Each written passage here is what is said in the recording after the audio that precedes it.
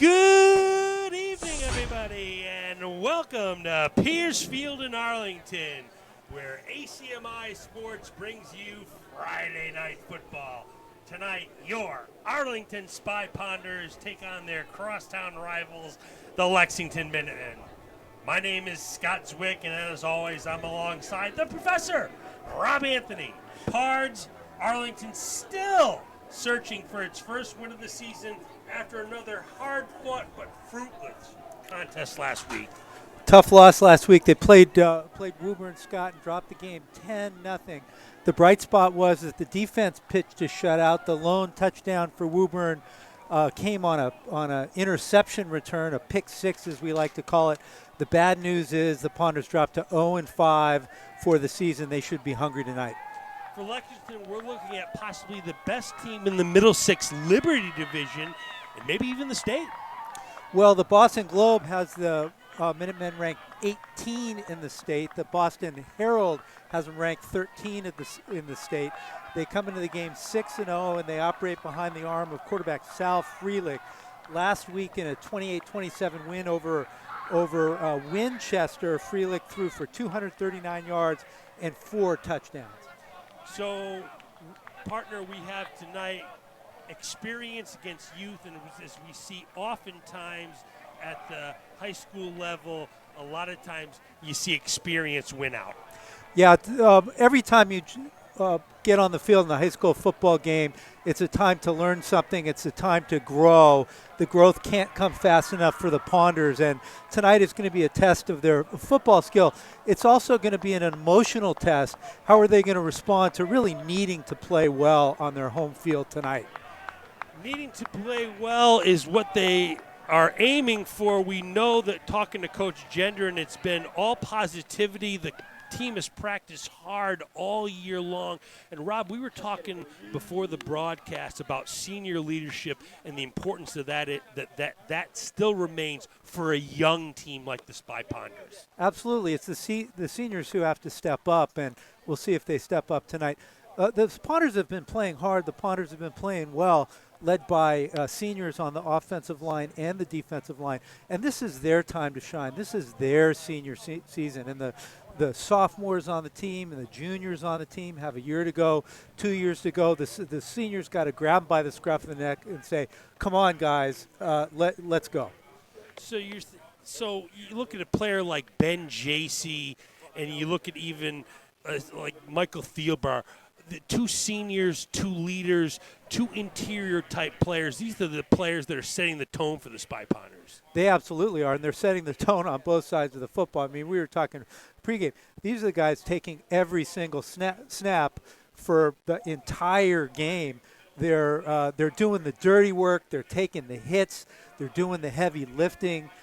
They're earning the respect of their teammates. They sure are earning the respect of their teammates. But, Rob, tell me about, again, what we were talking about a little bit pregame, and that Arlington has something unique going for them is that most of their skill position players, the players that touch the football, are underclassmen, while most of their experienced linemen are upperclassmen. Tell us about how that dynamic might play out on a football team. Well, here's what the Woburn coach had to say after the tough loss last week. He said, Arlington's not without offensive weapons. Running back Elijah Woods is a returning veteran, and sophomore quarterback Adam Bowler has excellent potential with a big arm. Sophomore receiver Jaden Doughton is also a player to keep an eye on in the future. Key words there: junior, sophomore. So they're young. The interior linemen are the meat and potatoes of this football team.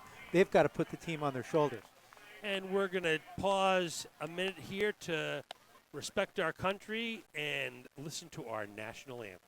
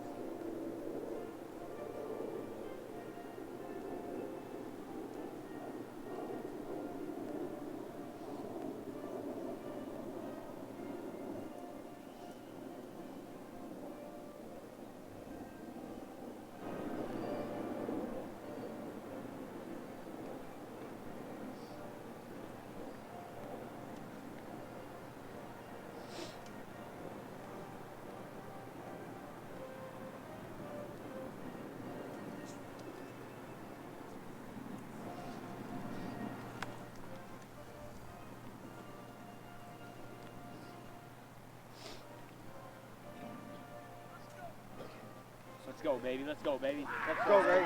Let's go. Let's go. And let's get ready to play some Friday night football. It's a cool, crisp Friday autumn evening, Rob. Temperatures around 52 at kickoff, expected to drop quite a bit during the night. First cold game of the year. How might that come into play? Well, it's a good night for football, I think. I think the players are wearing their long sleeve shirts for the first time, and really shouldn't probably impact them all that much. If the temperature dips below 40, the hits will sting a little bit, but shouldn't slow them down too much. Well, it'll certainly slow me down a little bit as I'm cold phobic. As viewers know, if they've watched the broadcast over the years, I have my gloves not on, but in pocket, ready to go. The moment the temp drops below 40 degrees, and we're hoping that doesn't happen tonight. So for the Spy Ponders, it is a little squib kick.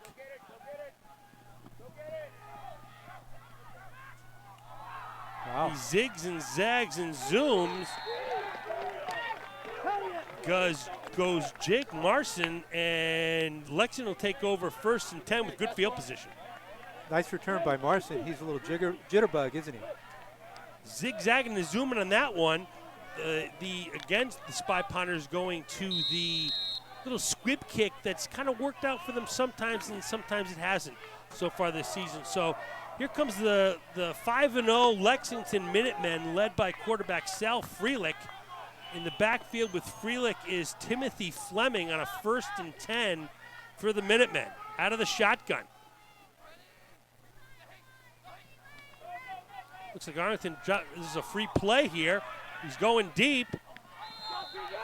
Ball is intended for Spencer Kendall, 6'4", 175-pound senior wide receiver. That's going to be offsides in the Spy Ponders, and it'll be 1st and 5 for the Minutemen. And the Minutemen are testing the Spy Ponder defense early.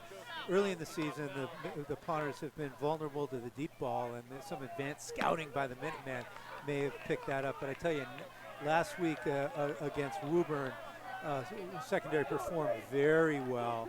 So we'll see if Lexington has success or comes up dry. So it's 1st and 5 now. Bianchi goes in motion. That's a throw to Bianchi. Little pitch, little catch. Bianchi looking for room. Gets hammered out of bounds in Spy Ponder territory. Michael Doherty with a big hit, but that's a 1st down for the Minutemen. Yeah, well, that play looked to be read by, was it Jacob Marini? And he jumped the play and almost had an interception. Freelick hands off this time to Fleming. And Fleming goes over the right-hand side for 2, maybe 3. And so a little air attack, little ground attack, little balance attack early for Minutemen, and they go quickly. Here's Freelick on his own. He gets bumped back, and he's able to go nowhere. A nice tackle there by Joey Pazia. Going to bring up a 3rd and 5, and the Minutemen looking to go quickly. 3rd and 4 here. Here's Freelick. He's running for his life now. Looking deep. Looking for the edge. He's got the edge. Zigs back, zooms. Gets a 1st down and more. Goes Freelick. Down to about the 30-yard line. It looked like he was down the hole and just ran with it. Wow, Sal Freelick has some legs. He zigzagged and zoomed, and he's going to be a handful tonight. Looks to have speed as we see him get outside the defense. I thought he might throw the ball away at that point, but he just kept his legs moving. Nice play by Freelick. So 1st and 10 at the 31 for the Minutemen. Catch. Bianchi looks to the edge. It's a nice little game. I like the bubble screen. That bubble screen looks something that they're going to try to establish early. And both teams playing with pace. Arlington's playing with a sense of urgency here, which is good to see. Let's see if they can get in the flow. Tristan Quander is the running back for the Minutemen.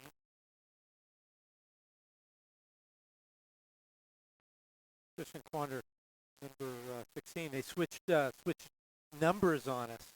Which numbers was we were fortunate enough to figure that out early. So Tristan Quander is a sophomore, 5'7", 140 pounds. Looks like we're going to have a measurement here. He's way short, but what do I know? Yeah, a little short. Short by about half a foot. So it'll be second and about a half a foot for the Minutemen. This is a dangerous down and distance for the punters, and the Minutemen signal that they think they have something going downfield on the very first play by going deep at second and short from the 21. Let's see if they strike for the end zone. What they've been trying to do on a lot of these plays, they go deep and trying to get the arm to jump offside, snap that ball, and have it be a free play. So no matter what the outcome, it's positive for the bad guys. So it's second and about a half a foot for South Felix. He's a junior, 5'9", 167 pounds. Wander in the backfield with him. Felix is going to take it himself. He's got the first down and more. The 5, and trips into the end zone. No signal yet. There it is. Nice little scamper by South Frelick, and Lexington strikes first. Scamper is the word, Scott. Let's see this on replay. He scampered, did a nice job selling the fake, and very, very fast. Looks to be, I don't know, I would guess that he's under 4.740. Very good. Very good. Side to side. Electric gear there. Love to see. Anyone running the football. So for the Minutemen, Duncan Hewitt will try the extra point. The kick is up. And the kick is good. And with 8:44 left in the first quarter, the 5-0, 13th ranked Minutemen strike first, and they are as advertised. Yeah, you can see why they're undefeated. You can see why they're a ranked team, and you can see why South Frelick is getting pressed as a quarterback to deal with. What he showed on that drive was legs and quickness, and Ponders are going to have to keep an eye on him tonight. They sure are. They had him wrapped up for a huge loss. The key play in the drive was that third down. They had him for a big loss, and he somehow escaped and zigzagged and zoomed up. Next thing you know, he's up 22 yards in the first down. So back to return for the Spy Ponders is super sophomore Jaden Doughton. And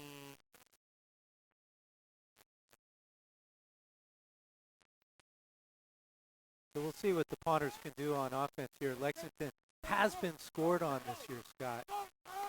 In their 5 wins, they've given up 23, 34, 21, 27, and 27 points. Here's Hewitt to kick off.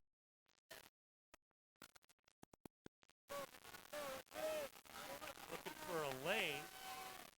Can't get a lane. That's John Nascimento Jr. And Nascimento will give the Spy Ponders a first 21. And it'll be interesting to see who comes out to quarterback for the Spy Ponders. It is Adam Bowler, who was shaken up a couple of weeks ago. Glad to see him out healthy, ready to go. 5th game for a young sophomore quarterback. Every single game is, the potential to see a big jump. So 1st and 10 for the Spy Ponders. Elijah Woods, the deep back. Maniti comes in motion. There's Woods. It's a nice wrap up there by, I believe that was Anthony Bianchi on the tackle, and loss for the Spy Ponders brings up 2nd down and 12. And Woods is limping around a little bit, has his left ankle heavily taped, as you can see there, and we'll have to keep an eye on that tonight. So things haven't broke the Spy Ponders way early in this contest. Clock rolls, coming up on 7:40 left in the first quarter. Minutemen lead 7-0. Second and 12. Here's Bola, a little pitch, a little catch. Here's super sophomore Jaden Doughton. Gets a couple of yards back, maybe to the original line of scrimmage, and the Spy Ponders have had some success with those little pitches and catches. Yeah, I think that play, Scott, is designed to really get Bowler going. They're not going to score an 85-yard TD on something like that, but once Bowler gets in the game, gets his first completion, gets his first hit, his taste of dirt, then they can start, letting the leash go a little bit. Same thing with Doughton. You want to get him going early, him feeling good. He's got a catch under his belt now. He's got those butterflies loose. And the Spy Ponders got a big 3rd and 10 here. Twins to the bottom of your screen.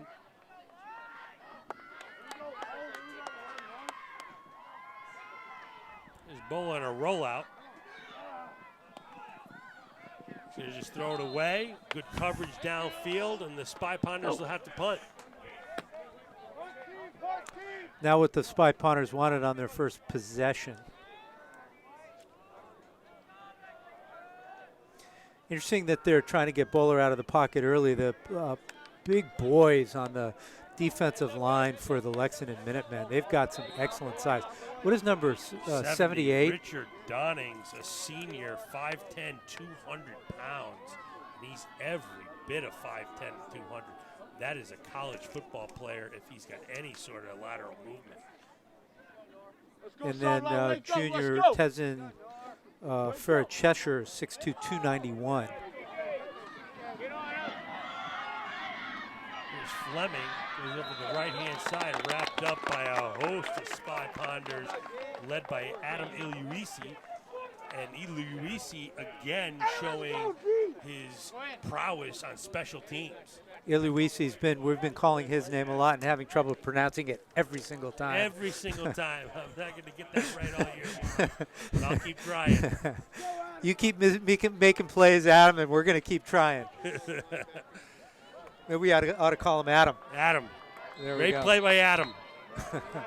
Up and Adam. Up and Adam. Here's 1st and 10 for Felix. He keeps it again. He's able to bounce it outside. He's got more. He's going to go in untouched. Showing another gear is Sal Frelick over the right-hand side. And the Minutemen break the game wide open. 52 yards that time from Frelick. Let's see this on the replay. Was he even touched here? I have yet to see a hand on him. He just ran right around end and sprinted to the end zone. That was a 51-yard dash by Sal Frelick. What he did really well on that play is he held the ball in the belly of the running back long enough that the person that had contained moved way outside out of him. He actually went up the C gap there. The extra point is up, and the kick is good. And with 5:42 left in the first quarter, the Lexington Minutemen take a 14-0 lead, and Rob, Sal Frelick is the real deal. He is the real deal. I saw him warming up on before the game, and he was throwing the ball. He's got a lightning arm. Has not had to use it because he's got lightning speed as well, and he's been doing it with his feet. I wonder, sometimes in the off-season, football players will run track, and often the guys that run the 100-yard dash, the 220-yard dash, will be wide receivers and running back. I wouldn't be surprised to learn that Mr. Frelick is a sprinter for the track team as well. Well, he has got an extra gear that we haven't seen here, certainly not this year. I'm trying to think years back. Players, none are coming right to mind, certainly with a gear like that. That is college-type speed that we're seeing right there. When you go untouched 30 yards into the end zone, outrunning everyone on defense, you know you got some speed. Yeah, and he runs confidently too.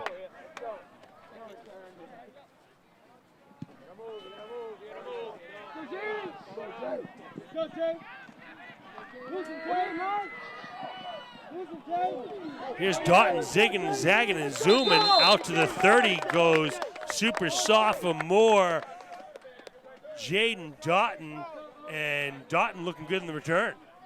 No quitting the punters as yet, and as we've been remarking all season long, the special teams have been a real bright spot. Nice blocking that time by special teams, and Doughton found the hole, fought his way to the 30. Special teams have been dynamite all season long for the Spy Pounders, no doubt about it. So 1st and 10 for Bowler and his crew as they try to shake off the cobwebs from the assault that South Frelick has put on this club. 1st and 10. Here's Bowler. A little pitch, a little catch to Doughton on a little in cut, and that's what you like to see. Like that play. So the first thing is a pitch and a catch, about a 2-yard. This time it's about a 9-yard, an 8 and a 9-yard. Get them on track. Next time, maybe let out the leash a little bit further. And here's a down and distance that we just haven't seen the Spy Pounders have consistently all season long. A 2nd and short. Playbook is wide open. You can go to Elijah Woods. You can go over the top. You can go on a quarterback keep. Playbook wide open here.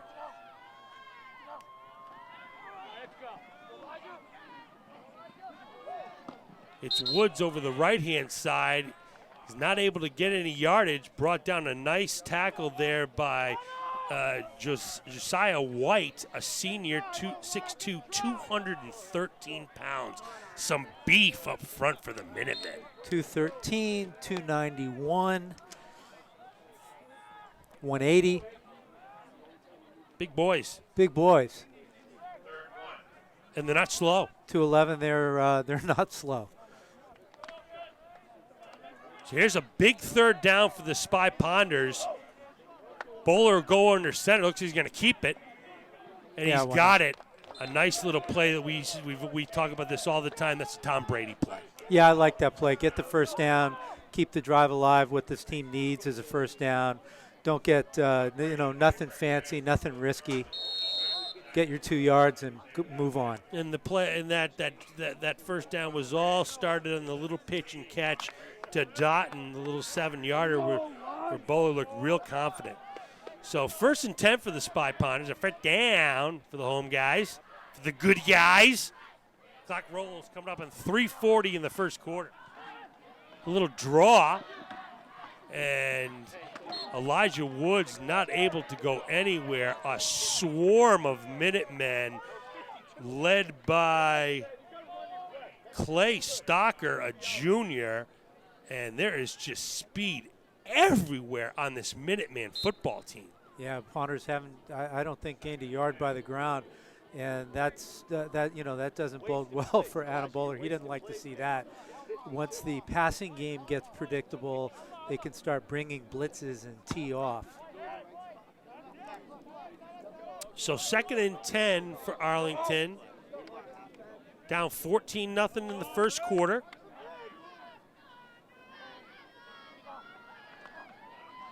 Here's Bowler in a rollout. He can run it if he wants. He does run it. Slips a tackle over the 45 to the 46, and Bowler showing that he's got a little bit of feet himself. Yeah, if you can do it, Mr. Frelick, I'm going to try to do it.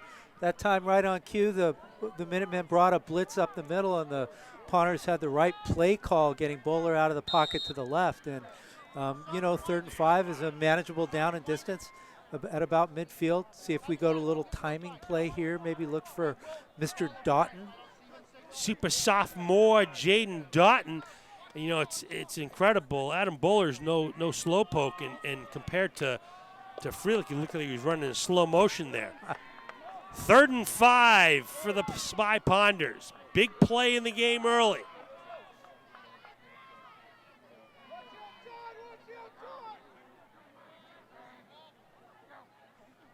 Here's Bowler, a little pitch, a little catch. Here's Doughton who zigs and zags and zooms and able to get another Arlington.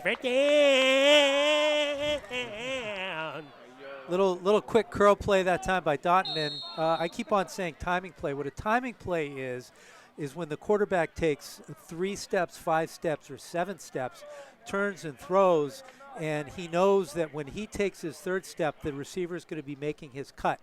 And to have an offense that relies on timing, the players have to have good chemistry. And Jaden Doughton and Adam Bowler are starting to develop very good chemistry. The professor taking us to school. 1st and 10 for the Spy Ponders. Here's Bowler. He's got time. Still got time. He's looking downfield. He throws. It is incomplete. Intended for Michael Doherty. Wow. Looked like Doherty might come up with that. He got his hands on the ball, went up high for it, and then got undercut. And I think maybe to protect his neck, he couldn't quite hold on to that football. You know, that's the second time a play is broken down for Mr. Bowler, and we talk about this. So the rule for receivers when a play breaks down is if your route is away from the quarterback, you turn around and come towards the quarterback. If your route is towards the quarterback, you move away from the quarterback. That time, Doherty knew the rule and came back to the quarterback and almost pulled off a big play. He sure did. So it's a 2nd and 10 for the Spy Ponders. 1:02 left in the first quarter. You guys down 14-0.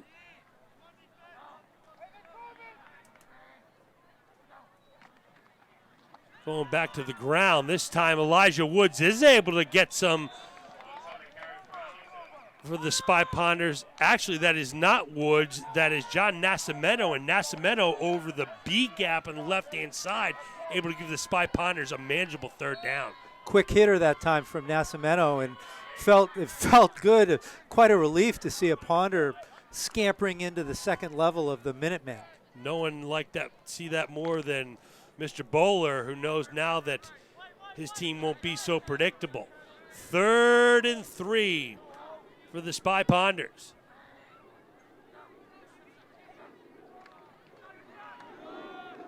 They go right back to Nascimento Jr., and he bowls his way for an Arlington 1st down. Yeah, great play by the Ponders. Second big gain on the ground, right through the A-gap, right into the teeth of the defense. So big Michael Thielbar leading the way with Ryan Mathers at center, opening that hole against a 291-pound defensive lineman. That is yeoman's work. Yeoman's work indeed, and that'll be the end of the first quarter. Our score, Lexington number 13 in the state, 14, Arlington 0. And Rob, we want to let people know that if you're thinking about volunteering, you think about being part of a broadcast. There's nothing like an ACMI broadcast. Come down and be part of the crew. There is no other organization that brings games to the city of Arlington than ACMI, and we do it in our own unique way. It's family here, isn't it, Rob? We've seen the broadcast get better and better every single year that we've done it. What is it, 4 or 5 years? And the professionalism of the young high school students who really bring this broadcast to life is really stunning. And we have a lot of fun doing it. We have a ton of fun. The students have fun. The volunteers, whether you're a student, adult, anyone can volunteer, be part of the crew. You can be an announcer, anything you want to do. Contact ACMI, go online and Google at ACMI TV, or you can give us a call at 781-777-1115. So here we are back to live action. Spy Ponders, after giving up a couple early touchdowns, on the move now. 1st and 10 for the Spy Ponders. A couple of nice runs by Nascimento Jr., and he remains the deep back on a 1st and 10.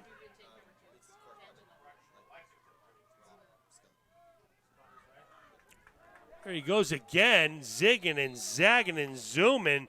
And Nascimento showing some spark for the Spy Ponders.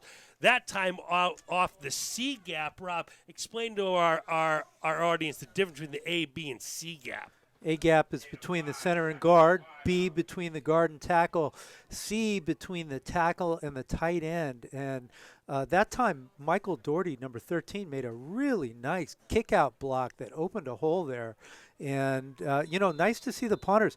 Give them credit for getting stuffed, quite frankly, on 3 or 4 straight runs, but they kept with it and now have had 3 straight runs with success. I couldn't be more impressed. There really is not a lot more demoralizing on a football field when the run gets stuffed early. It takes everyone back on their toes, and when you couple that with Sal Frelick showing that he's the fastest player on the field, you have to wonder where Arlington's head was at, and they got right back in the football game. Nice to see. Great to see. So here's second and manageable. Again, another manageable down and distance for the Spy Ponders. And here's Bowler. He's got time. It's a pitch. He's got a man open. It's in and out of the hands of Jaden Doughton, and he was open. He was open, and he almost caught that football with his left hand down by the ground. Very, very athletic player, Jaden Doughton, and just missed by Bowler that time. And Bowler again having time. We've seen all year long, there's the one thing that has not been a problem with the Spy Ponders has been pass protection. Second, third, and 5 now for the Spy Ponders. Ball is on the 27 of Lexington, certainly 4-down territory here. Here's Bowler, a little pitch, and he bounced it to Doughton. And, Rob, we've seen Bowler all year long have a little bit of difficulty with that throw to his left. We've seen him throw it high. That time it was low.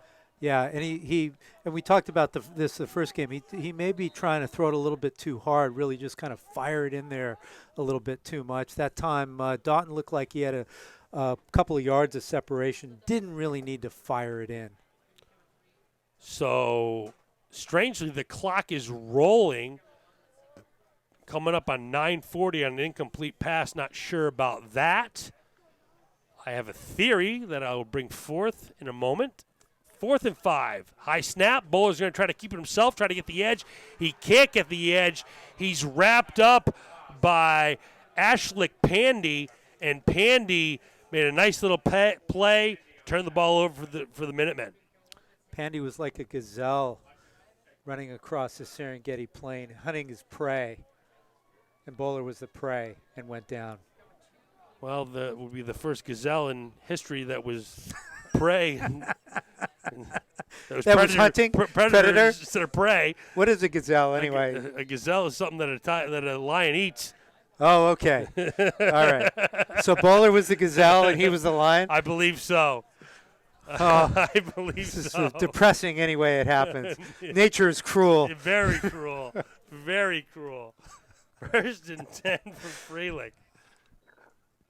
Those hunting gazelles. A little pitch, a little catch, and now Frelick shows that he can throw the ball, and it's a pitch and a catch to James Lane, and Lane's got some speed.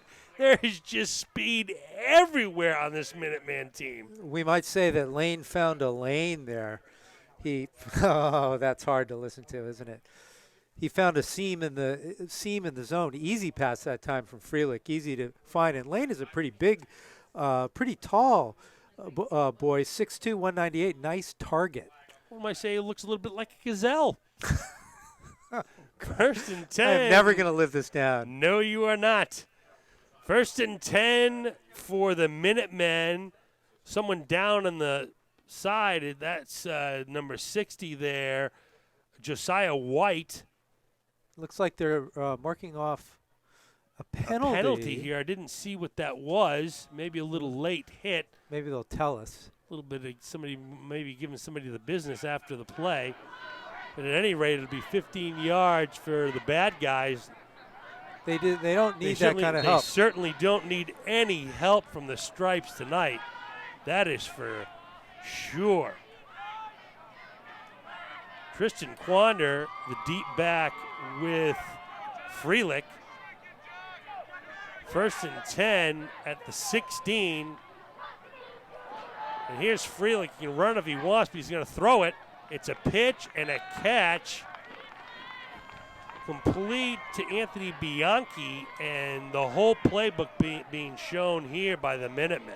Yeah, and Frelick is now doing it with his arm. I tell you, when you're a quarterback and you get in the end zone a couple times, the game slows down, you get confidence, you feel like you can do anything on the football field. And, he is. First and goal for the Minutemen from the 5. Here's Felix. He's going to throw it a little pop pass, and it's caught that time by James Lane. A little pop pass from Felix to Lane, and the Minutemen pouring it on. Nice play that time. We're going to see it on replay. When you say, nope.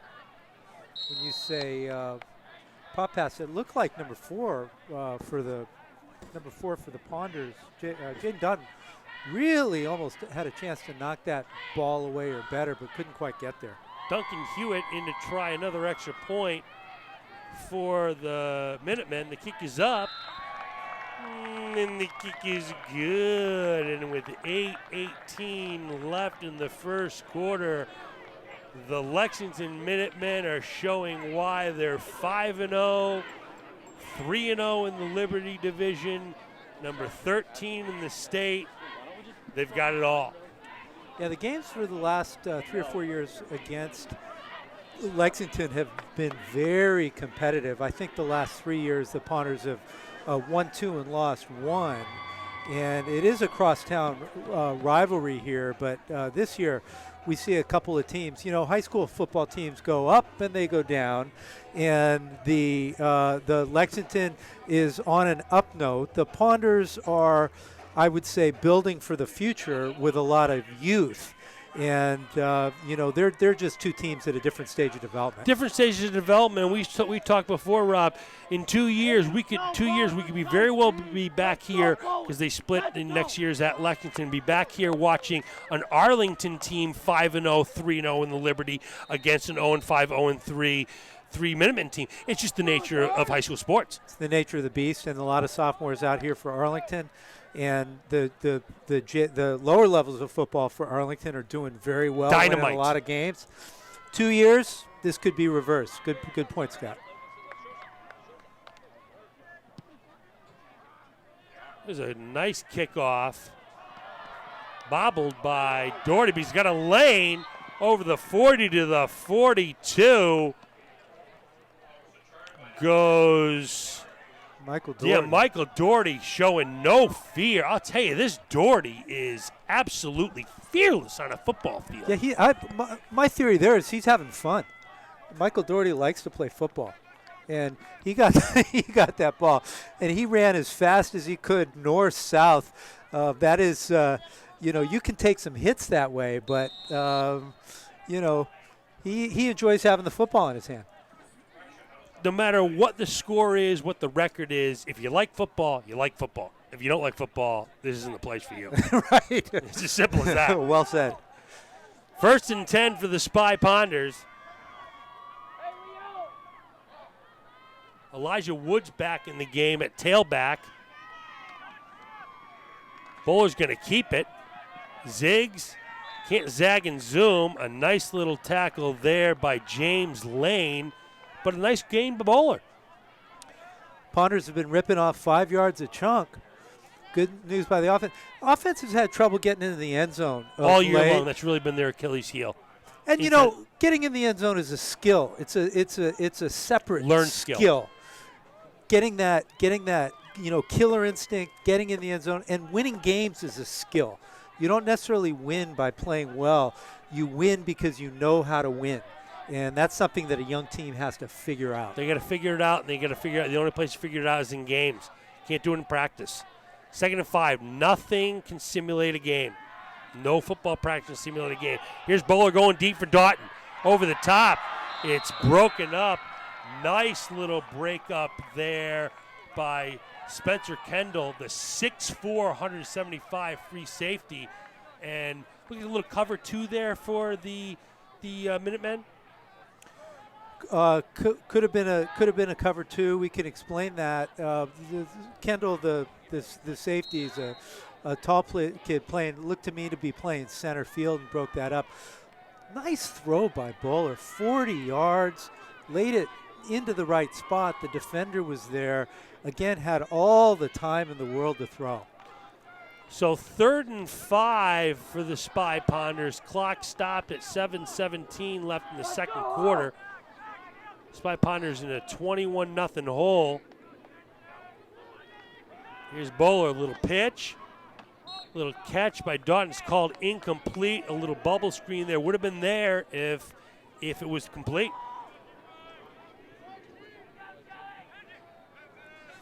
Lexington defense is fairly aggressive. Scott, I'm not sure that was a cover two. They're playing a deep center field and then pressing all over the field. And if Arlington can may break a play against this aggressive defense tonight. So back to return for the Spy Ponders is a number I cannot see. I bet he's fast. Yeah, my guess is he's very fast. It's a good kick. Takes a Spy Ponder bounce, and they'll down it very nicely at about the 13-yard line. And again, Rob, you can't say enough about the special teams with the Spy Ponders. Nice punt, good punt coverage, and Lexington wisely stays away from trying to return that.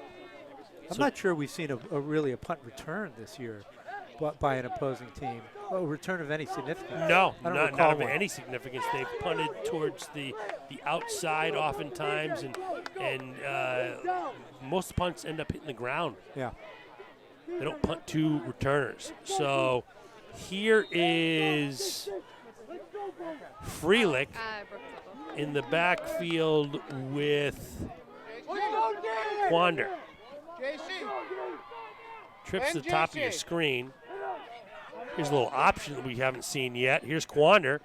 He's got the edge and more. Falls out of bounds at about the 26. And that's Quander. And now we're seeing an option on top of everything else we've seen. Oh, my gosh. Where's that been and why now? Up 21-0. Lexington does a very good job spreading out the defense. You see their wide receivers take really wide splits. Here's a little pitch, a little catch, a little bubble screen. Inside goes Jack Marson, a sophomore wide receiver. I think he may have gotten the first down. And that's good for a Minuteman first down, and the clock will roll coming up on 6:30 left in the first quarter. Minutemen showing it all, a full repertoire.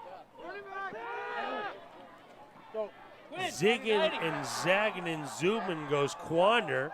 Finally ripped up a nice tackle there by the Spy Ponders, Big John Bowen. Even though the zig and zag and zoom happened, John Bowman with a nice play. Yeah, he got his hands on the runner and really clamped down. He was going nowhere after Mr. Bowen got a hold of him. So brings up they're going to call it a first down, move the sticks for the Minutemen. Once again, the Minutemen have spread out the defense, and now they're going to do something inside. There's that a little option pitch again out to Quander, and the option is just another little wrinkle they have, but I don't know what they would, when they'd ever really need that. Seems like a dangerous type of a play to be using, because that ball pitched back is a live football if it's not retrieved. Well, they've got Felix has such great legs that the defense has to pay a lot of attention to him, which theoretically opens an option. But Felix is so good, I don't know that they need it. Now Felix is going to show his arm, a little pitch, a little catch. That time to Spencer Kendall. And Rob, how often at this level of football have we seen a legit 6'4" receiver? And that's what Kendall is right there. Yeah, I don't recall seeing one on this field. It looks like he has some hands. That time, Felix did not throw a strike, but the receiver went down for it. Nice play. 6'4" that's Division III college receiver material. Division II if he's got speed. So here's a 3rd and 2 for the Minutemen. High snap. Here's Felix looking for the edge. He cuts back like he does so well. And there he goes into the open, zigging and zagging and zooming. And there's the speed on display. breathtaking speed by Felix. Yeah, he could be the fastest player we've seen out I here. think he's the fastest player we've seen in 5 years here, period, end of story. And I don't think there's a close second. Yeah. You know, the fella that played up at for Reading that went up and played in Maine, Belcher, wasn't nearly as quick as this. He was maybe a little bit better, but he was not this quick. So in the backfield for the Minutemen is Fleming this time.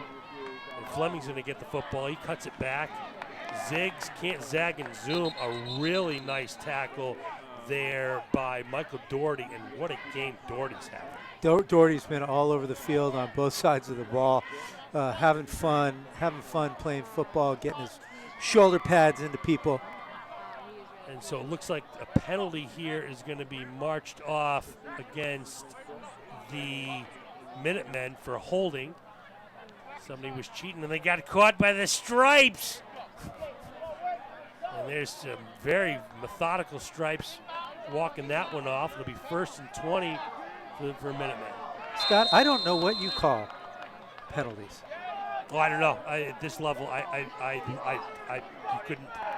I have no idea. I don't see him.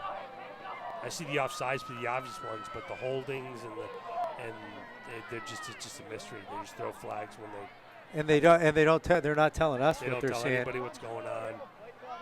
It's all very clandestine. 1st and 20. Here's Fleming. He's going to throw it back. Wide open. Tackled at the 1. A little pitch and catch to Ryan Blanchard. A beautifully designed play. And there's Fleming showing his arm right after he just showed us his legs. Yeah, Felix that time laid the ball right on the money to the wide receiver who was behind the defense. Felix got it all. The whole package. He's going to throw. It's a little pitch. It's a little catch to Jack Marson. And Felix is putting on a show for the ages, a first half that we haven't seen here since the Drew Belcher days years ago, playing for Reading. Eventually he got a Division I scholarship. And now Felix is only 5'9", 167 pounds.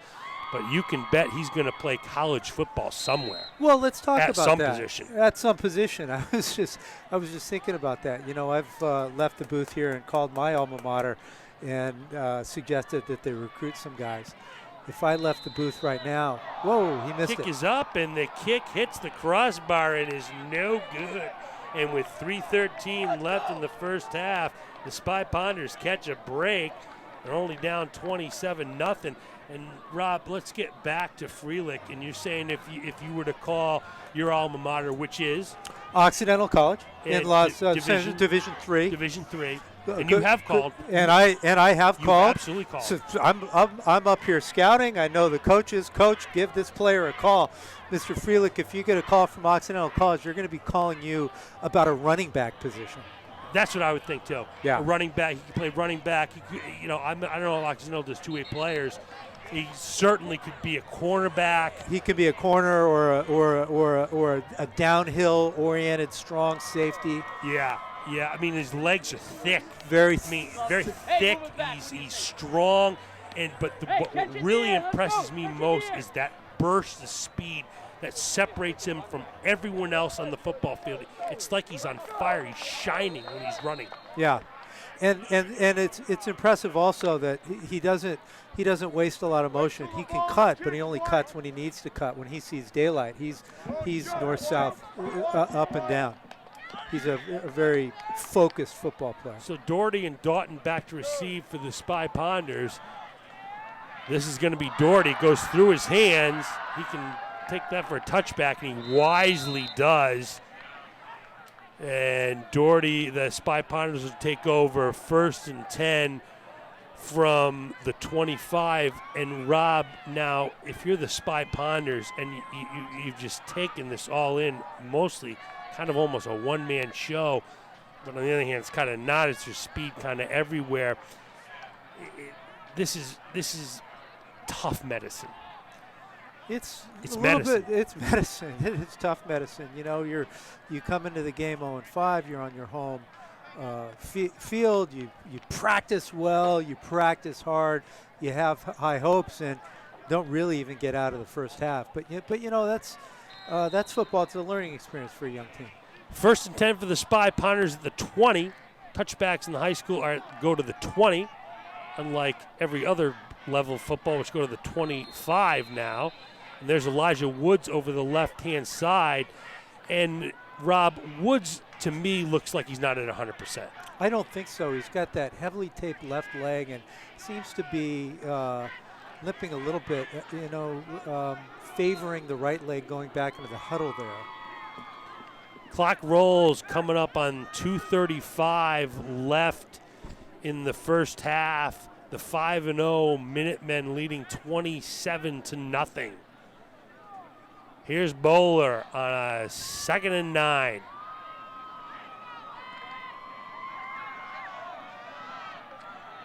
Here's Woods, finds a little room over the A gap on the left-hand side. He comes close to a first down, going to bring up a very manageable. No, are they saying No. 3rd down? No, not quite. It's going to be 3rd and a very short one, a very long one. And right when we say Woods doesn't look so good, he breaks off a big run. And that time, again, Michael Thielbar, who's been in, we're going to be calling his name a lot, and John Bowen attacked the right side of the Lexington defense and just pushed him back. Didn't open a hole as much, just pushed him back. So the official is saying that's the 2-minute warning there. For those at home that don't know, the officials keep the official clock on their wrist on the field. The field clock is never the official clock. So any game you're watching in high school, that's the case. Here's Bowler over the right-hand side on a 3rd and 1, and he gets stopped short of the first down. Stood up a nice play there by Spencer Kendall, and the Spy Pounders are going to have to punt. Yeah, they're going to punt it away. I thought for a second they might go for it. I saw a coach looking at their clipboard at plays, but I think at this point you want to try and keep the score where it is and go into halftime and talk about it a little bit. Talk about it a little bit. You don't want to get too demoralized in the first half. It's 27-0. There have been a lot of positives. We're going to talk about that in a little bit. And back to receive for the Minutemen is Josiah Fleming, a junior, 5'7", 145 pounds. And Ooh. What do we got here? I don't know. We saw a nice little kind of a ballroom dancing move by Stripes that time. I did see that. Very nice. Little pivot. Very, very light in his feet, that Stripes. Demonstrative with the hands, really. I think that Those are called mechanics. Bruno would have. Mechanics. Strong mechanics. So you give him a what? I give him a 9. Oh, 9.5. Generous. Very generous. I like that Stripes. 4th and 1, the Spy Pounders will punt.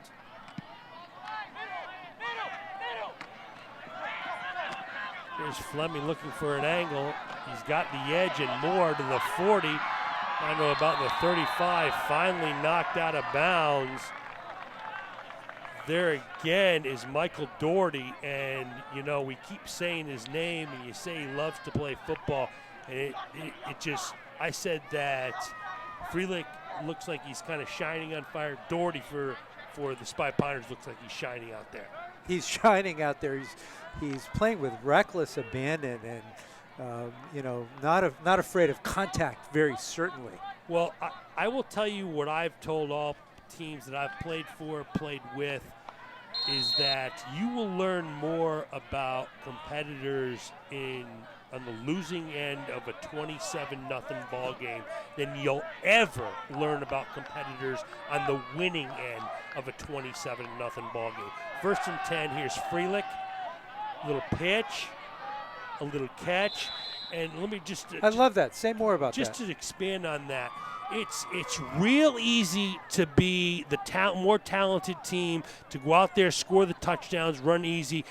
It's not easy to be down 27-0 and compete. You find out the true competitor who really wants to play football, who really cares about their teammates in a 27-0 ball game.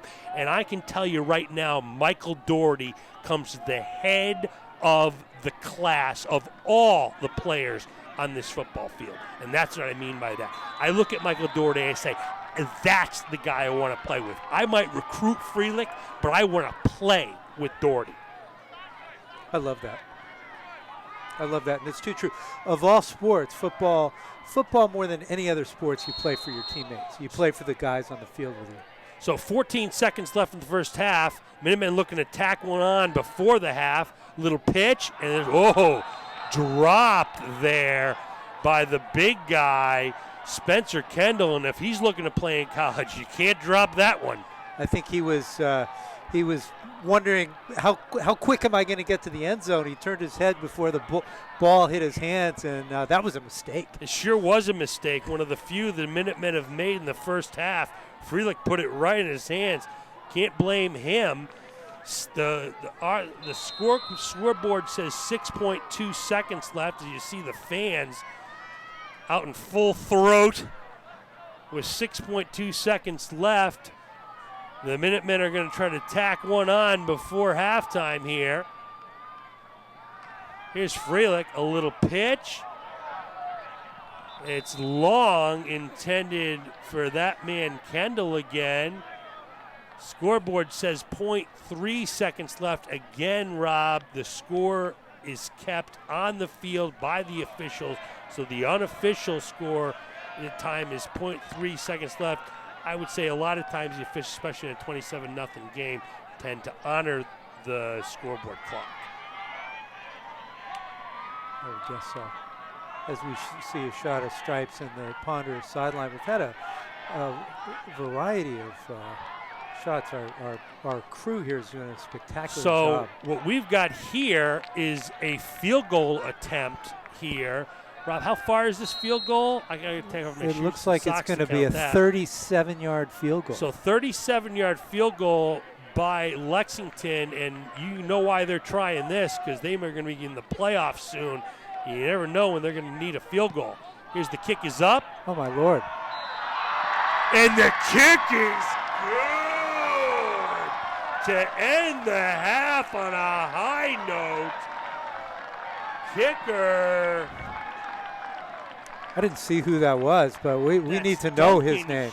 Hewitt, sophomore, drills a 37-yard field goal to cap the scoring for the Lexington Minutemen, who go into the half riding high on a 30-0 lead.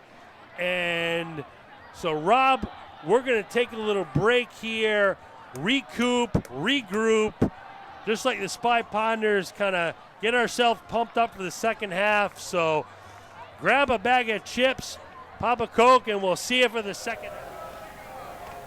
And we're back to start the second half. The Spy Ponders down 30-0. We got there 7-0 on a 21-yard Sal Frelick run with 8:44 left in the first quarter. The extra point was good. Then it was Frelick on a 52-yard scamper around the right-hand side. The extra point was good with 5:42 left in the first half, and I'm going to let my partner take it over from there. Then Mr. Frelick went to work through the air. 5-yard strike to Lane at 8:18 in the second quarter, make it 21-0.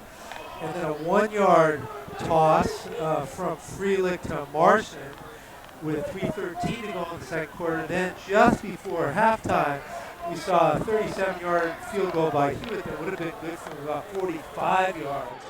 and that brought the score to 30-0 where it stands. And Rob, that field goal at the half, some might say maybe that's piling on. That's not piling on. That's the first half of a high school football game, and that's preparing themselves for the playoffs, and they may need a field goal like that. It's good to know you have that. Absolutely, that's legit. And if they have a kicker who can kick it, you got to find opportunities to let him do his thing during the season. Because as I said before, there's nothing like you can't simulate game action in football. It's just impossible to do in practice.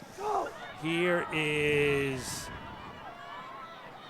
over the right-hand side goes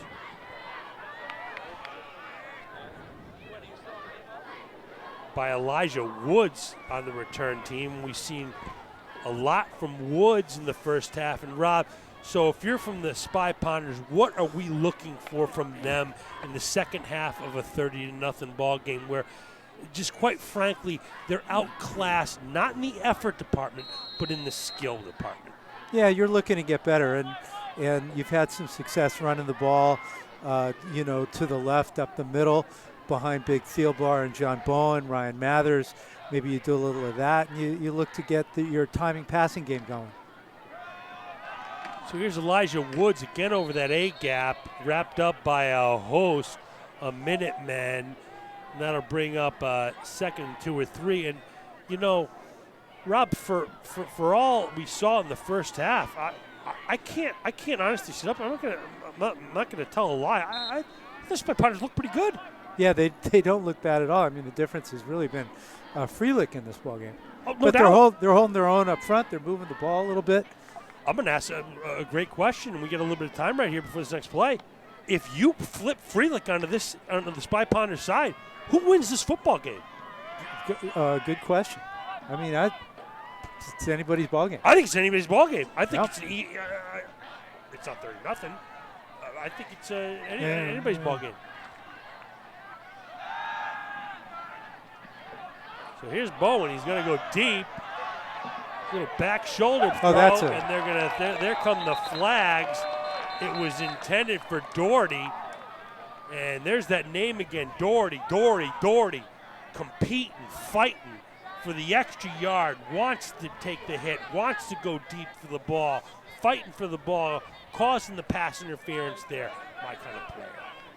That was a 55-yard toss by Bowler that time. He's got a really nice arm.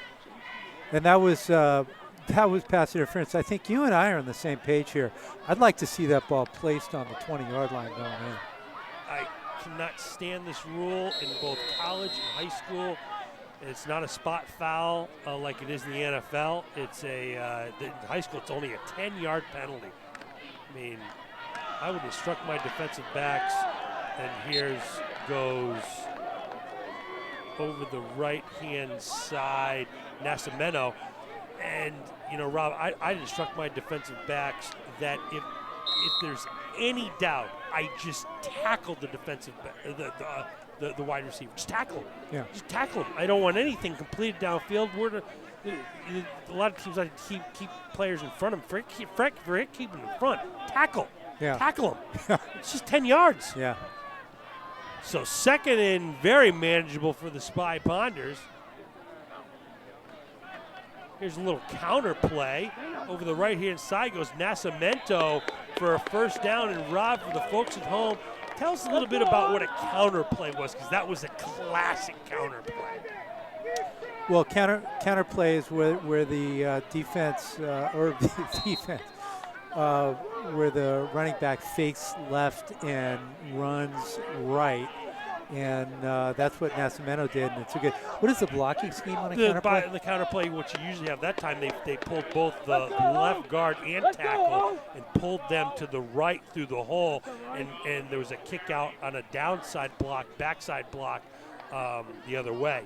So 1st and 10 for the Spy Ponders on a counterplay. This is just a straight A-gap play by Nascimento, and Nascimento has looked good running the football. Nascimento's had. I'm going to call Nascimento at about 35, 40 yards on the game tonight, and has had several gains over 5 yards. So you hear the phrase down, down, kick out. There's power running and there's zone running, zone blocking schemes. The power blocking scheme would be down, down, kick out, where the offensive line tries to create a hole. A zone blocking scheme is where the offensive line kind of stands up, goes where the defense wants to go, and lets the running back pick a hole. 2nd and 8. Here's a little draw play for Nascimento. Falls forward, does a nice job, Nascimento, Professor. He falls forward. Lots of value in falling forward. An extra yard, 2, sometimes even 3, by just getting your momentum and falling forward. Nice. Well, we've got to keep your feet moving at all times. So brings up a 3rd and long 4 or short 5 for the Spy Ponders. Doughton is to the top of your screen. The super sophomore. Twins to the bottom of your screen. And Nascimento, the deep back. A blitz. It's picked up. There's a pitch and a catch to Doughton. And that's the play that we've seen the most success Bowler to Doughton today. Little 5 yard in, little 5 yard post. And you get the feeling that Bowler could literally throw that with his eyes closed. Literally just takes 2 steps back, turns, fires, knows exactly where Jaden Doughton's going to be. And he is really an exceptional passer to his right. A little bit of trouble with the left pass, but I'll tell you, when he throws to his right, he is just dynamite. 1st and 10 for the good guys. Lexington showing blitz again. They come. This time it's given to Nascimento, who's got a big hole. Zigzag zooms, gets the outside again, falls forward. 12, and a nice little play call there by the Spy Ponders, and they've got some momentum coming into the second half. They've run the ball down the field. Way to go, Spy Ponders. And I got to tell you, the faithful here at Pierce Field has not given up on this team. They're trying to will them to play hard. Good crowd tonight. Really sticking with this football team. Great crowd, great atmosphere. The score isn't going the way we'd like it tonight, but right now the Spy Ponders are moving the football, and it's been the John Nascimento show. 1st and 10. This time Bowler's going to keep. He can run it if he wants. He's got room. The outside, here comes a flag, and if that's a hold, I'm going to run out of here, quit this job, and you'll never see me again. There it is. I'm out of here. Good night, folks. Have a nice life. That's my last act here as... Stay. Unbelievable. Stay, Scott, stay. Wow. Please stay. Wow. That Please is stay. unbelievable. In the 30-0 That's game, terrible. you just saw an official call a holding call, and I didn't even. I mean, I didn't see any blockers. Period. Terrible. I mean, just atrocious. Just atrocious. 20 yards away from the ball. I mean, come on, guys. I mean, come on, fellas. Hate that call. Hate that call. Just, I would hate it if it's 30-30. I would hate it. Yeah. But in a 30-0 game against the team down 30-0, Come on. I mean, What game are you watching? What are we trying to do here? Here's a 1st and 20. Oh my gosh, that's atrocious. 1st and 20. Here's Bowler. Little pitch. Now, of course, they'll call it incomplete. It did hit the ground. It's a good call, actually. One of the first incompletions we've seen to the right-hand side with Bowler. Got a strong arm. I'm stinging from that last play. You know, these are, you know, the Stripes do a good job, and they're giving their time, and we like to be supportive. I just hate that Can't call. can't support that Hate that in any call. way, shape, or form. Any way, shape, or form in a 30-0 ball game. Any way, shape, or form. It's 30 yards away. It's 20 to 30 yards away from the actual football. It has nothing to do with the play. The team's down. That's not even getting into the team is down 30-0 when you make the call. And here's a screen. You're going to have Lyman downfield. He throws it, and he wisely keeps it. He steps out of bounds, and I'll tell you, we've talked all night about Sal Frelick, and we're going to talk a lot about him in a little bit. But I'll tell you, Bowler shows some legs. He can move. He can move a bit. Yeah, Bowler, the game's starting to slow down. He's starting to get real comfortable there on the football field. he had a screen play that time, and the receiver wasn't there. A lot of guys would have gone ahead and thrown that ball, and it probably would have gotten batted down. But he showed really good vision to pull it down and run with the ball. Well, the problem that happens with a screenplay when you don't throw it right away is it's automatically linemen are downfield. Yeah. The linemen are blocking downfield, so he's got to pick that up and run. So good instincts there by Bowler.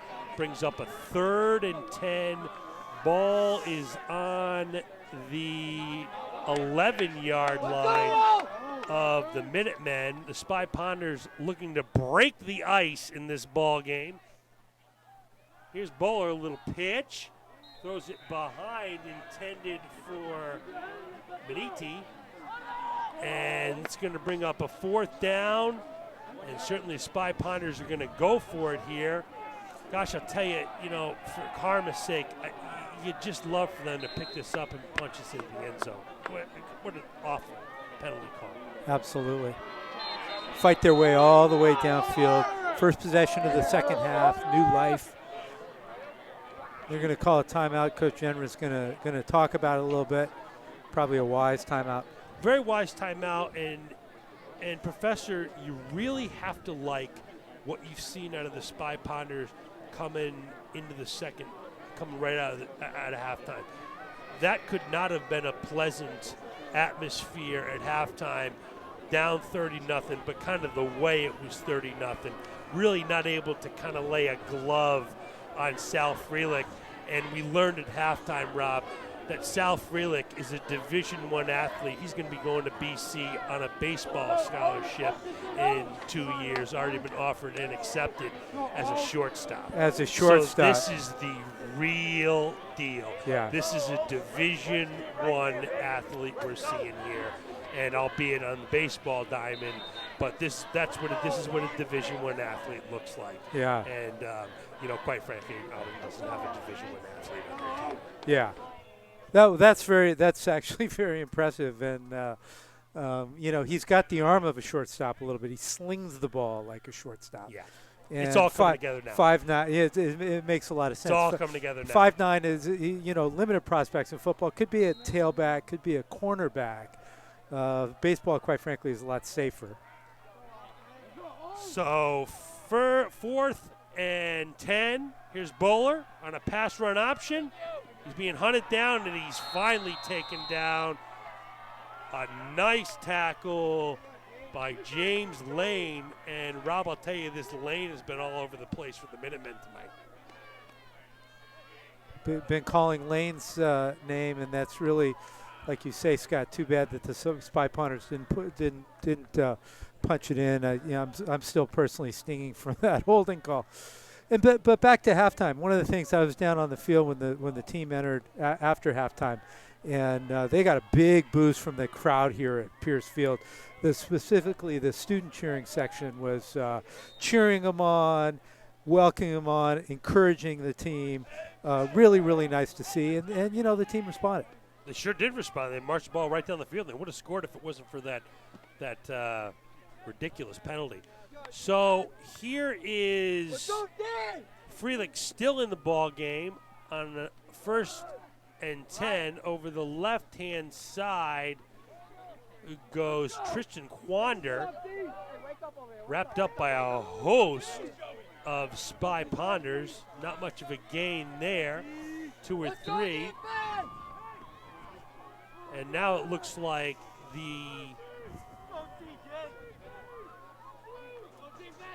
Minutemen are going to try to take a little bit of clock here. Running right, now running left, now they're going to run it right. Zigging and zagging and zooming is Quander. And Quander's got himself a 1st down. They're going to move those sticks. I thought that's what the official signaled there. Looks like he's got enough 1st down to me. And they will indeed move the sticks. I'm racking my brain to come up with a play on the word quandary, but it's not coming to me. It'll come to me. Tristan Quander. It's a quandary. It's a quandary. It is a quandary. Whoa. There's a ball on the carpet, and the Spy Ponders fall right on it. I'll tell you something. It looked for a moment there like Tim Fleming was down. They didn't call him down. Somebody poked the ball out. The Spy Ponders hopped on it, and they've got the ball 1st and 10, ready to go. Yeah, great recovery by the Ponders. Went right into his gut. Who recovered that ball? Did you see it? I did not see. Whoever it was did a great job there, and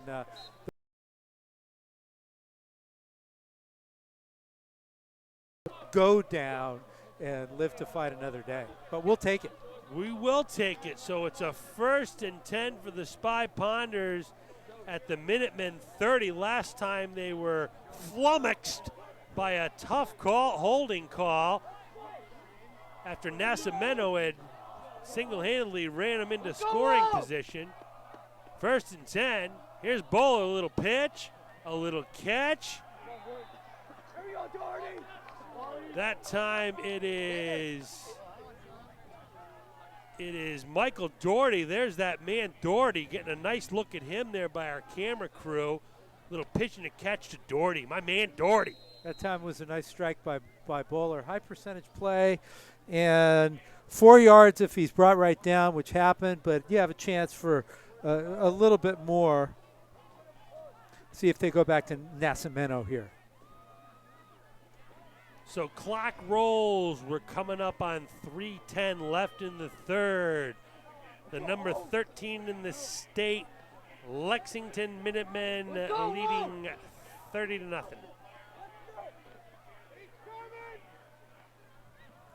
Here's Bowler. He's going deep. He throws it up. It's incomplete. Bowler threw kind of a jump ball that time. Receiver was well covered. It's intended for Doughton, the super sophomore. Now, we've seen Doughton this year come down with a ball like that, and so those jump balls are situations that the Spy Ponders kind of like. But, Rob, that was really triple coverage there. That was triple coverage, and when the free safety of Lexington is Spencer Kendall is 6'4", they're not going to be winning a lot of jump balls. Not going to be winning a lot of jump balls there. 3rd and about 6 for Bowler and his crew. Let's go! Here's Nascimento over the right-hand side. He zigs and zags and zooms and bowls his way and stumbles and bumbles and mumbles down to the 10. Goes John Nascimento Jr. Have a night, John Nascimento Jr. Look at this. He looks like he snuck through the line, got lost in there in the line of scrimmage, and just kept on moving his feet. Got about 4 more yards. Struggled forward for 4 more yards with 2 Lexington Minutemen hanging on him. 1st and goal for the Spy Ponders. Nascimento, the deep back. There he goes over the A-gap, and he fumbles the ball. It comes out. It's retrieved by Zach Stevens. And ouch. Oh, what a stomach punch. Oh. Guys, you know what? It's going to get better. It's going to get better. It's going to get better. Oh, you God bless these kids. You can't get better effort than that. You just can't. They're trying their hearts out there. They're trying to punch the ball in, trying to score the football. You know, it's a skill of its own, getting in the end zone. Here's a little pitch and a little catch out to Bianchi. And he fumbled. And he fumbles the football. They're going to say it's going to stay Lexington ball. And the Minutemen throwing the ball up 30 with 2:09 left. That's a little bit disconcerting. You know, Scott, when you get inside the 20-yard line, the 15-yard line, the 10-yard line, the 5-yard line, everything's all bunched up, and there's a lot of hands, there's a lot of feet. Here's a little pitch from Hewitt and a little catch out to Bianchi. And the Minutemen are looking to get the free lick to Bianchi. tandem going here, and it looks strong. I'm stuck in the past. I'm stuck in the Ponder. Ponder's on the topic of the Ponders getting the ball in the end zone. Finding the play that's going to work when you're all bunched up is something that they haven't done yet. They just haven't done it. It's not for lack of effort. It's not for lack of play calling. It's, as you said, Rob, it's a learned skill. It's a mindset.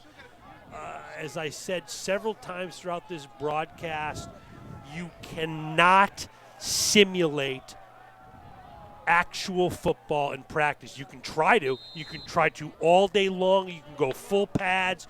You can go full contact. But the speed of an actual game is not the same in practice.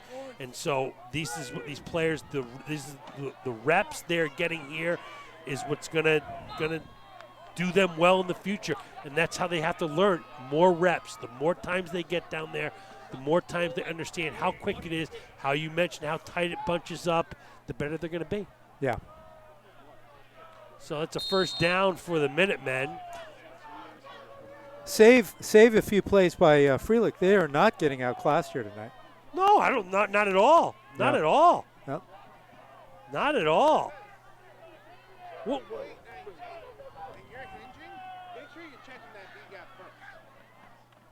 it's over the left-hand side that time and brought down with bad intentions that time by Jacob Marini. Wow. I'll tell you, there's a little bit of bad blood in this field right now. Yeah, the Ponders, it's that fine line. I mean, you want to see them take this a little bit personally. Without panicking, and you want to see the sportsmanship, but you want to see them take it a little personally and keep on fighting. And that's what we saw in that play. This is tackle football. You're allowed to tackle a guy and tackle him into the ground. Yep. And if you fall on top of him, well, so be it. I mean, this is, you know, in this day and age, everyone wants to make, football is going to be safe. It's going to be this. You know, football is what it is. It's a contact sport. It's people running into each other, and it's controlled, hopefully safe violence, and that's what it is. And I couldn't be more proud of the Spy Ponders that come out in the second half. Now, my question to you is, Rob, as we keep crack stats up here, which means we don't, but, the Spy Ponders, how many yards do you think, what do you think yardage is? I mean, it's not, they haven't doubled them up, have they? Maybe they have. Well, you have to take away the big plays. You have to take away the kind of the big pass play and the two big runs by Felix. You take those away, and I think the yardage is just about even. Other than that, how do you like to play, Mrs. Lincoln? How'd you like to play, Mrs. Lincoln? Love that. So, this is 2nd and 8. I set you up for that one. Yeah. Thank you very much. I'm in a quandary. And I pounced on you like a gazelle. So here's 3rd down for the Minutemen as we start the 4th quarter. I looked up gazelle at halftime, and I'm not getting connectivity here. I refuse to believe that. You watch the Nation Channel. Here's Felix, and the pass hits the ground. And I can tell you one thing, Coach George Peterson of the Lexington Minutemen is not afraid of plummeting temperatures. He will throw that football with 10:28 left in the 4th quarter, up 30, no matter how cold it gets. And it's getting cold.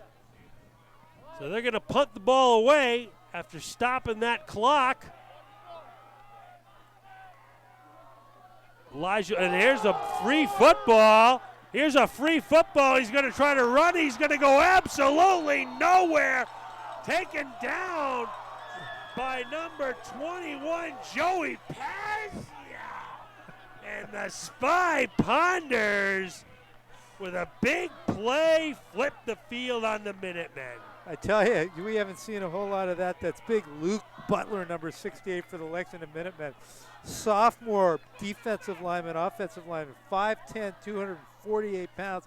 and that time, number 7, Jacob Marini, ran in to tackle him and kind of smashed into him.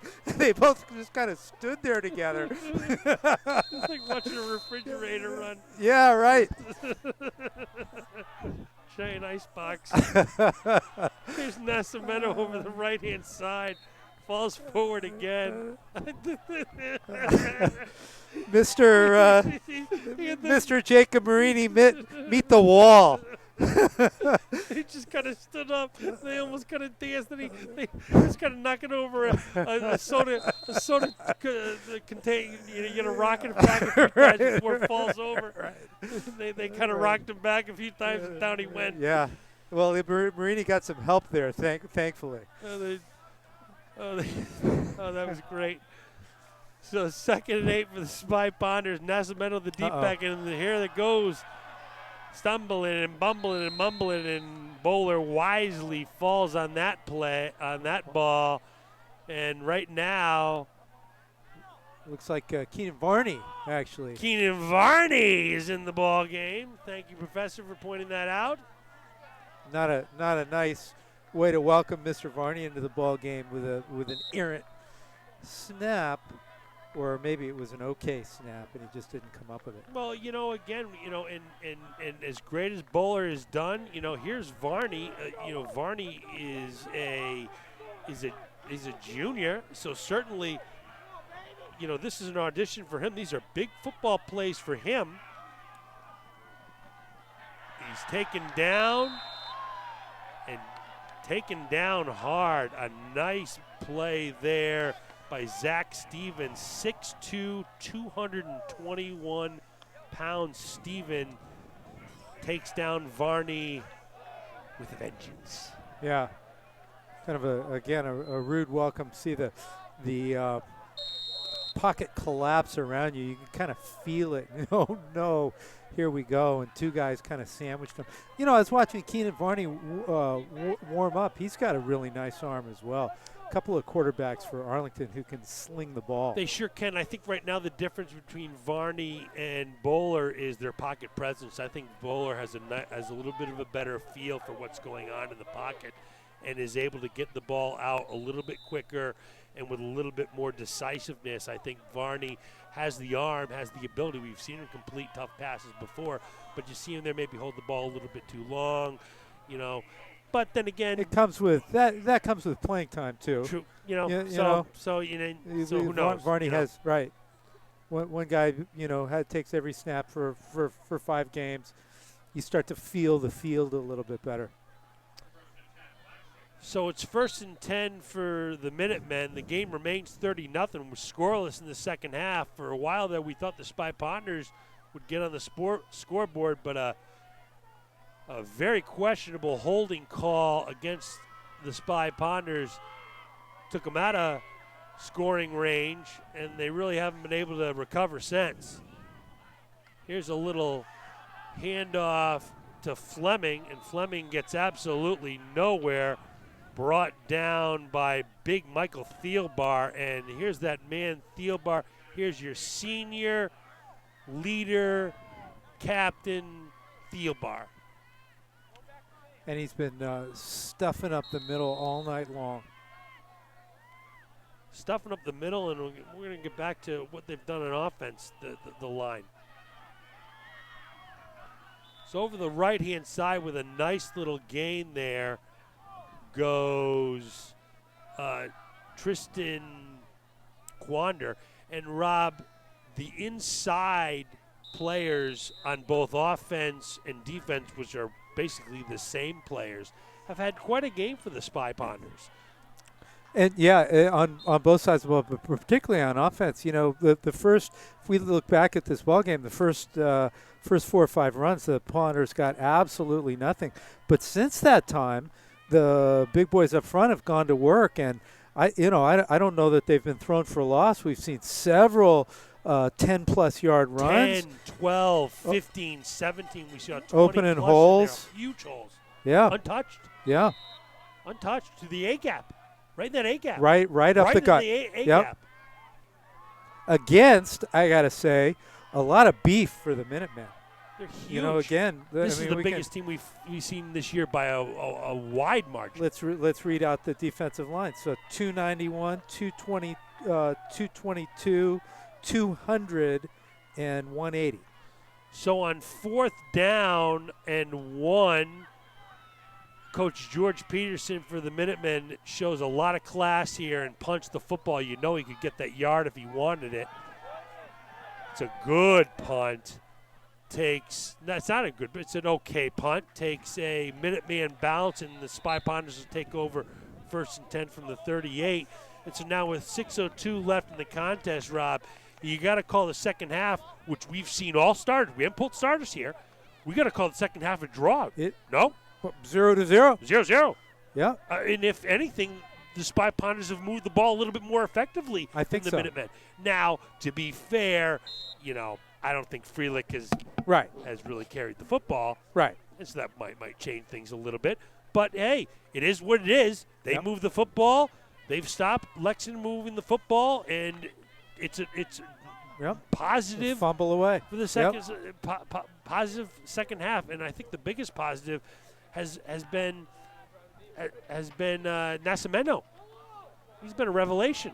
Here's a little pitch from Varney, a little catch.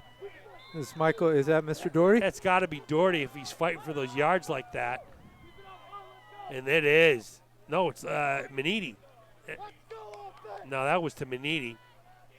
That was actually to Maniti. And Maniti showing a little bit of spunk there. Yeah, showing spunk. Bring up second and manageable. Varney now with a little completion. Clock rolls coming up on 5:30 left in the contest.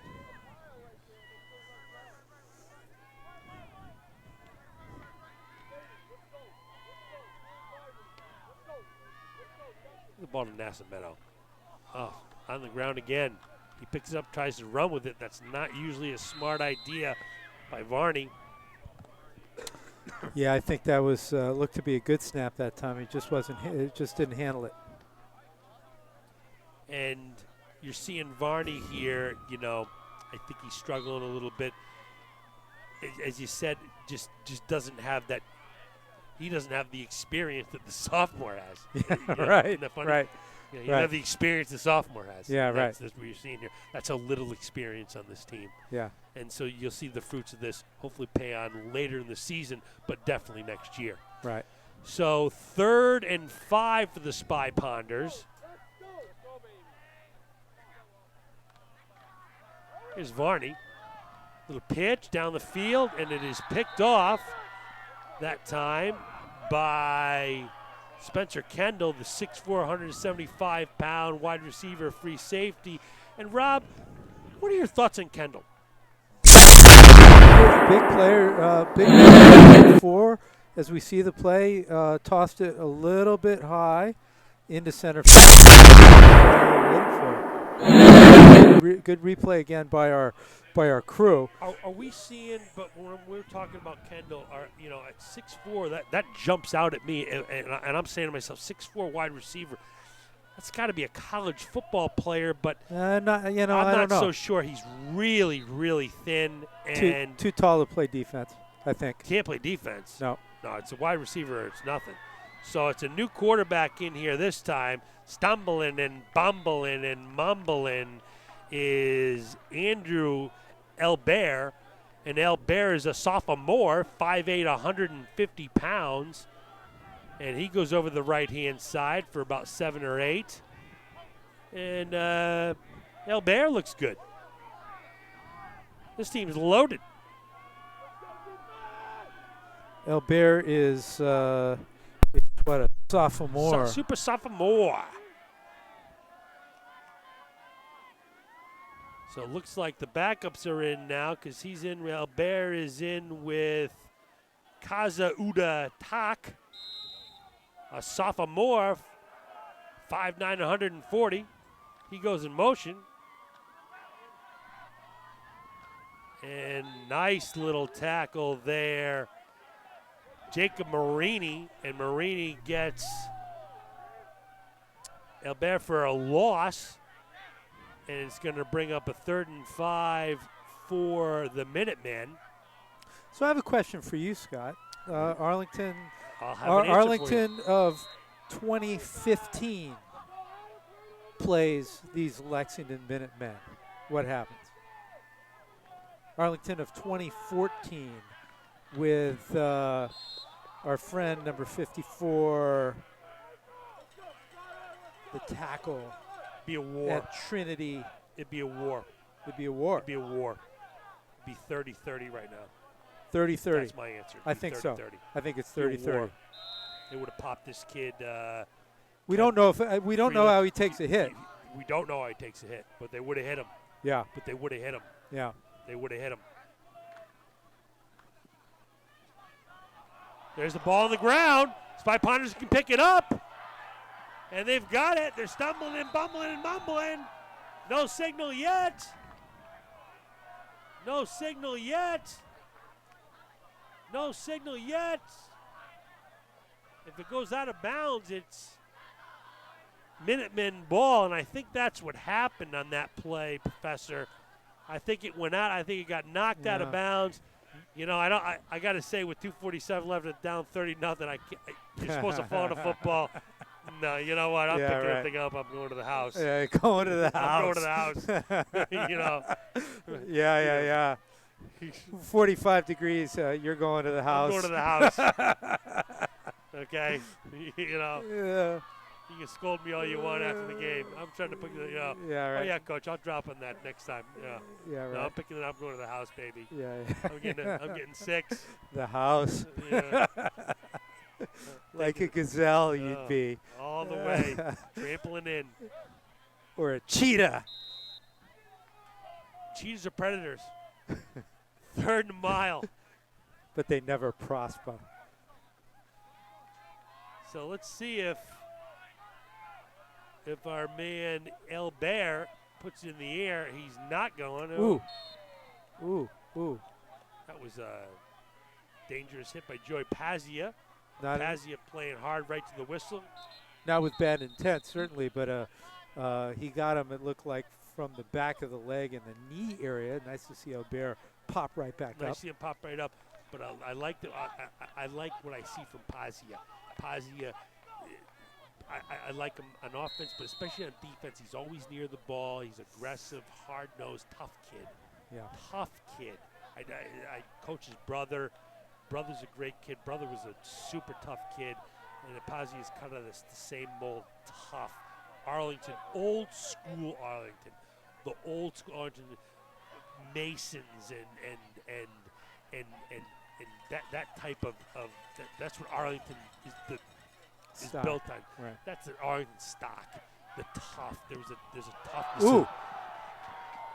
So what do we got going here? The punt was blocked. Punt was blocked. I wasn't even watching. And the Spy Ponders will take over 1st and 10 at the Minutemen 38 with 1:36 left in the contest, and hopefully maybe the Spy Ponders can punch one in here. Wouldn't that be Hit great? pay dirt, baby. Hit pay dirt. That would be a nice reward for hanging in there and playing tough right to the bitter end. Playing tough right to the bitter end. You know, there was a lot of bad intent in the second half. There was a little bit of chippiness. And you know what? There's nothing wrong with chippiness on a football field. Absolutely. Nothing wrong. That's what it's all about. That's what it's all about. Nothing wrong with chippiness. Here's Nascimento Jr. And Rob, you know, as we're winding down here, talk to me a little about Nascimento and what you think of him moving forward. Well, it's really. I mean, we know Elijah Woods can run the ball, and Elijah Woods is we know he's an outside threat, and Nascimento Jr. emerged tonight as kind of an inside threat, running between the tackles, and so we got maybe a little 1-2 punch developing for the Ponders. And that is music to Varney and Bowler's ears. Is the more running they can get, the more time they're going to have, and the better down and distance they're going to have for these little pitches and catches, like that one for Doughton there that wasn't complete. You know, if you can run the football, now all of a sudden that little 6-yard in, that little curl pattern, those are big plays for the Spy Ponders. Exactly, and that's how they're gonna find their identity. And Nascimento's kind of a slasher, and Woods is a little bit more of a jitterbug, so they can throw some different styles at the defense. So as the clock winds down here, we want to thank our crew list, the producer, Super Staz. Camera 1, Felix Ansell. Camera 2, Patrick Gallagher. Camera 3, Zachary Garrigus. Camera 4, Felix Moisand and Ben Hickey. Audio, Julian Petrillo. Director, Sundar Rajan. Engineer, Super Staz. Graphic, Super Staz. Line producer, Super Staz. Graphics creation, Samuel Kim. Replay, Andrew Wilson. A tremendous job by all our staff here at ACMI, Rob, tonight. For my partner, Rob Anthony, I'm Scott Zwick. And, Rob, what a great job our staff has done tonight. They've done a spectacular job. We were talking at halftime. You know, we sit up in the booth and watch the game. We have a monitor in front of us. And the last two games, for the first time, we are calling the game as much from the monitor as we are from the field, because we get such nice, good, crisp, clean looks at the numbers, and what a tremendous variety of shots too. It's awesome. So here's Varney, a little pitch, a little catch at Doughton. He stays in bounds, zigs and zags and zooms close to an Arlington first down. And I'll tell you, this Doughton's got some moves. And that was a first down? I don't know. What do you think? Doesn't look like they're going to give it to him. I don't know why not. He's got to get to the 30, and the ball's over the 30. They seem to want to move the stick. I think they're what? You got to be kidding me. They're giving the ball to Lexington? You got to be kidding me. Okay. I got a deep breath here. I get a deep breath so that I don't. This is my last broadcast. Yeah. I got a really deep breath myself here. Well, this is an important moment in the in the life of a young official, and they're making the most of it. They sure are. Turning the ball over at downs. Now, I got to say, if that's where the ball is, that's across a first the 30 down. to the 29, that's a first down. So they not only did they stick it to the team that's down 30-0, they made the wrong call. They made the wrong call. They can't hide behind it was a righteous call. It was not a righteous call. It was not a right call. It was nothing. This is the opposite of the official we saw a couple weeks ago, who the ball says first down, the ball's marked behind the first down marker. So the sticks don't move, so he goes up, moves the ball forward 3 yards, says first down, move the sticks. Get that guy back here. Yeah, right. You know? Right. It's a first down because I say it's a first down. That's why it's a first down. Right. It's a first down regardless of where the ball's marked. It's like the umpire who says, how do you call balls and strikes? Yeah.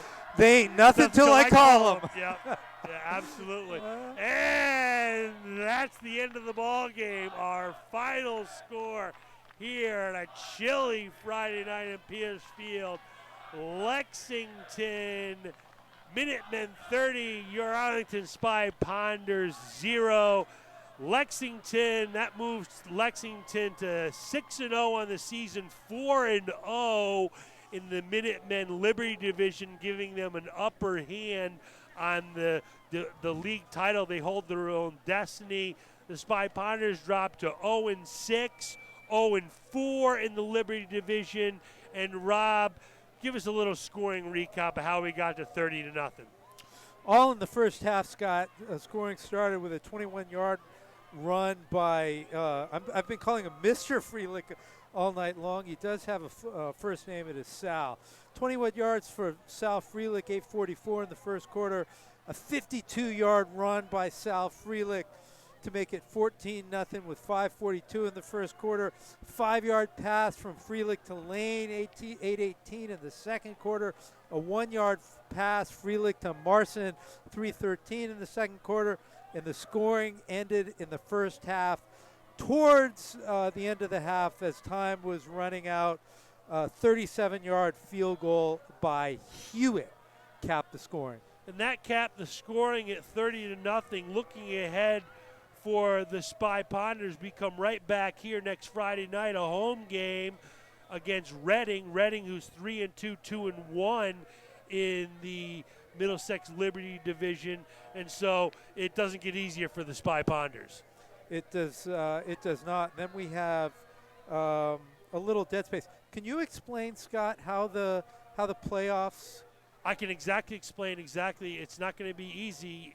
It's a kind of a complicated system. What happens after next week is that every team in high school football in Massachusetts will play a game the week after next, to be determined. If you make the playoffs, it will be, of course, a playoff game determined by seedings and brackets that you can find online. The other games are determined by playing. They try to pit similar teams record-wise with other similar teams record-wise. So we'll say the perfect case scenario: the Spy Ponders win next week and are a 1-5 club. Chances are they would play the next week somewhere a team with a similar record and similar size school, hopefully close, and that's how it works. Well, I would wager right now that the Ponders are one of the better 1-5 clubs that you're going to see. Which is, so when we looked, so you bring that up, when we looked at Stoneham record last year, and you were saying, look at all these wins at the end of the season, what happened? That's exactly what happened to Stoneham. They took a pounding in the Liberty. They took a pounding in the Middlesex Liberty Division, and then once they got into this extended games, which usually 3 games, 2 or 3 games, they had some success, and the Spy Ponders could very well find teams that they match up very favorably with. So it's one game after the Reading game, or two games? Two games. Two. Okay. All right. So there's still some football to be played. There's still some absolutely four more. So we're about halfway through the season. So about halfway through the season. Yeah. Yes. Okay. So tonight, Rob, we're going to give our ACMI players the game out. Obviously, it's a no-brainer for Minutemen. I would say Sal Freelick is a no-brainer, and then 2 people for the Spy Ponders. I'm going to give mine to my man Michael Doherty, who did everything. And Rob, who's yours going to go to? I'm gonna give it to John Nascimento Jr. Came in and ran the ball for very tough yards, and really emerged as a threat for the Ponders in the backfield. And he did emerge as a threat, but again, the unsung heroes up front doing the yeoman's work for the Spy Ponders. Let's read their names. If I can pronounce them correctly, well, Ben J.C., senior, the captain, sophomore Tim Mazzy, Ryan Mathers, Martin Thielbar, and John Bowen Jr. really hung in there today, fought hard, and started blowing holes in a very big, very tough Lexington Minuteman front. So that's going to do it for us here as we put a wrap on what was a difficult night, but a fun night of football, a great crowd, a great cast and crew. We mentioned it before. We mentioned that if you'd like to come down and get involved, we'd love to have you.